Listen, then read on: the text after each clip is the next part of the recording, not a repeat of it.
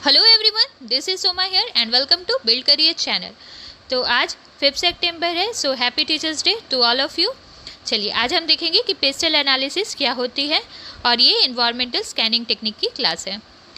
तो चैनल पे नहीं हो तो चैनल को सब्सक्राइब करना, बेल आइकन को क्लिक करना, वीडियो पसंद आए लाइक शेयर करना, कोई भी डाउट हो तो आप कमेंट कर सकते हो।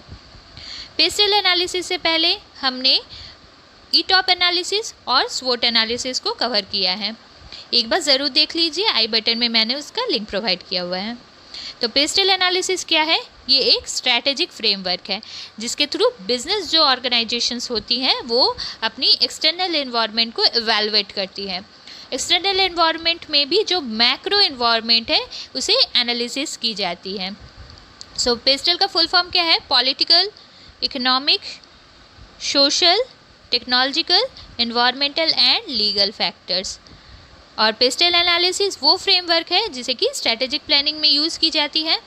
कंपनी अपनी मैक्रो जो फैक्टर्स है उसे इवैल्यूएट करती है जिससे कि कंपनी को पता लग सके कि इन फ्यूचर उनके लिए कौन कौन से सिचुएशंस थ्रेट बन सकती है और कौन सी सिचुएशन उनके लिए फ्रूटफुल हो सकती है, अपॉर्चुनिटीज़ क्रिएट कर सकती है। पेस्टल एनालिसिस जो है वो पेस्ट एनालिसिस की एक्सटेंशन है। मतलब इसमें क्या होती है, पेस्ट में क्या होता है कि 4 फैक्टर्स होते हैं, like political, economic, social and technological.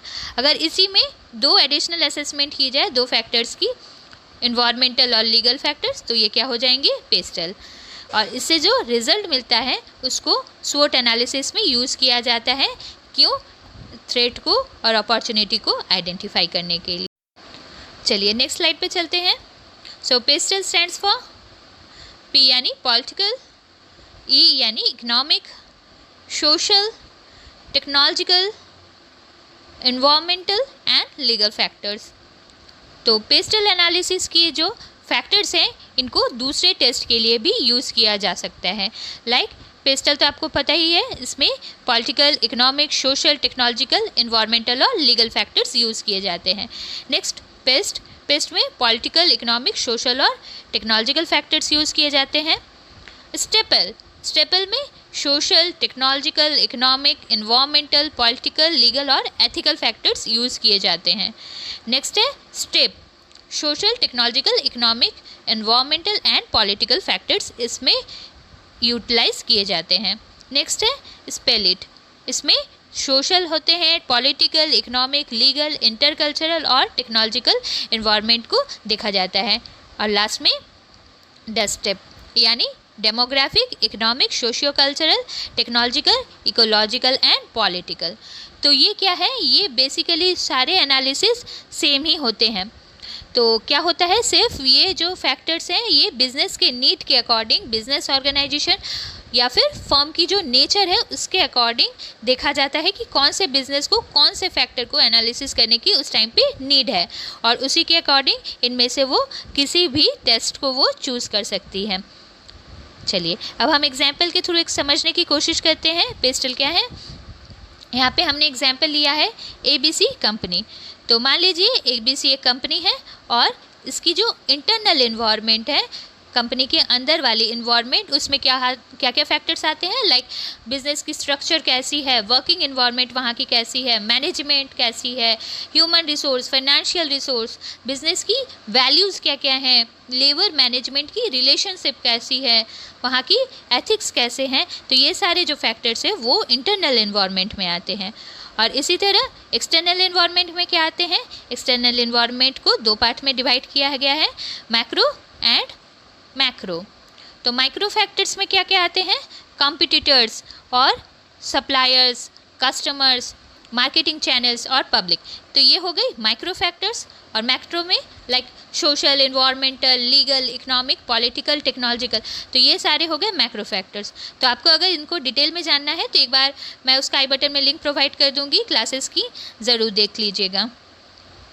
तो ये जो माइक्रो और मैक्रो फैक्टर्स है उसमें हम अब सिर्फ मैक्रो फैक्टर्स को यहाँ पे कवर करते हैं। पेस्टल में मैक्रो फैक्टर्स में भी 6 फैक्टर्स जो हैं, पॉलिटिकल, इकोनॉमिक, सोशल, टेक्नोलॉजिकल और इन्वायरमेंटल एंड लीगल फैक्टर्स, ये 6 फैक्टर्स को इसमें देखा जाता है। तो कई बार आपको ऐसा लग सकता है कि समटाइम्स ये से दूसरे में भी जा सकते हैं। लाइक फॉर एग्जांपल कोई अगर न्यू लॉ हो गई तो वो पॉलिटिकल और लीगल दोनों इन्वायरमेंट में ही रिलेटेड, दोनों इन्वायरमेंट से ही रिलेटेड हो सकती है। उसी तरह अगर कोई न्यू टेक्नोलॉजी डेवलप की जा रही है तो हो सकता है वो इन्वायरमेंटल फैक्टर्स में भी शामिल हो, और टेक्नोलॉजी में तो होंगे ही, टेक्नोलॉजिकल फैक्टर्स में ही आएंगे ही।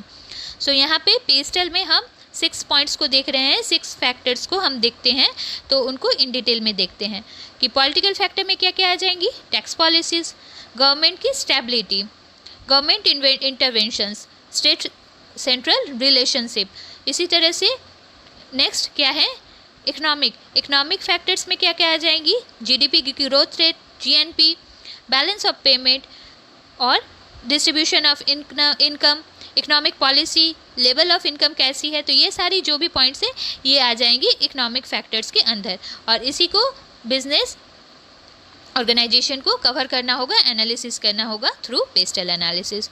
सोशल में क्या क्या आ रही है, quality of life, population, traditional जो कस्टम्स है वहाँ की, लोगों की हैबिट्स कैसी है, वहाँ की ग्रोथ रेट पॉपुलेशन की कैसी है। तो ये सारी जो भी फैक्टर्स हैं ये सोशल इन्वायरमेंट के अंदर कवर करेंगी। नेक्स्ट है technological factor. So development in IT sector, scientific कुछ चेंजेस आ रही है, कुछ इम्प्रूवमेंट की जा रही है, कॉपीराइट्स, इंटेलेक्चुअल प्रॉपर्टी राइट्स, ये सारी टेक्नोलॉजिकल फैक्टर के अंदर कवर करेंगी। नेक्स्ट है environmental factor, like ecological issues, कुछ वेस्ट डिस्पोजल, कार्बन इमिशंस और नेचुरल कैलामिटीज़, इस तरह से जो भी फैक्टर्स आ रही हैं वो एनवायरमेंटल फैक्टर के अंदर कवर करेंगी। नेक्स्ट है लीगल फैक्टर्स में लॉ रिलेटेड जितने भी है, यानी कंपटीशन लॉ, रीजनल कुछ लेजिस्लेशंस हैं, बिजनेस लॉ, कोई लीगल पॉलिसी है जो कि फॉरेन ट्रेड से रिलेटेड है, तो ये सारी क्या हो जाएंगी, लीगल फैक्टर्स के अंदर आ जाएंगी। तो ये हो गई 6 फैक्टर्स जिसको हम पेस्टल एनालिसिस में कवर करते हैं, और ये क्या है, एक्सटर्नल इन्वायरमेंटल फैक्टर्स है, मैक्रो फैक्टर्स हैं। अब हम देखते हैं कि एडवांटेजेस क्या क्या हैं।